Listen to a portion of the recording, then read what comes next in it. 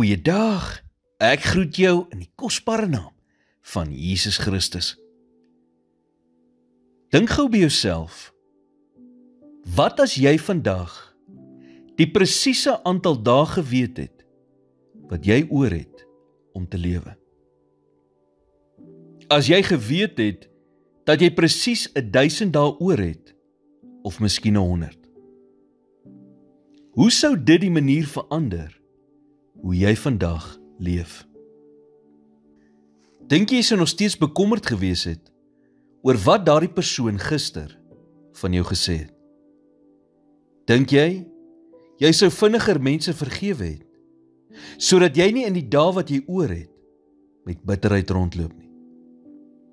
Dink jy sou meer gereeld vir jou geliefdes sê, hoeveel jy hulle waardeer, en dalk nie jou energie mors op die mense, wat jou nie goed behandel nie?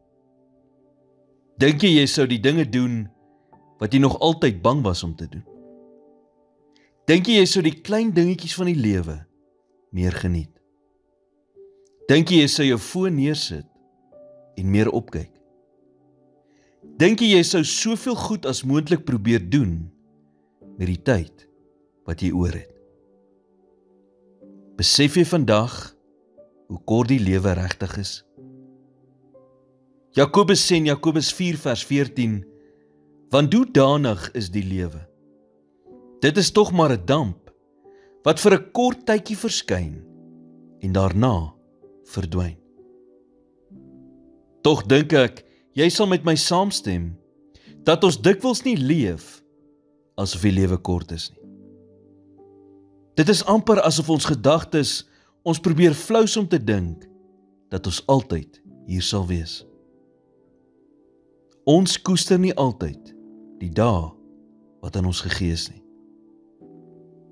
Maar ek wonder of dit anders sou wees, as ons geweet het, hoeveel dae ons oor het. Dis nie altyd maklik om so daaraan te dink nie, maar soms is dit 'n goeie herinnering, dat ons besig is om te stres en te fokus op die verkeerde dinge.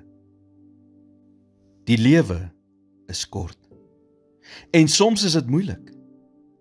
Maar ek en jy kan kies om te begin fokus op die dinge wat werklik saak maak.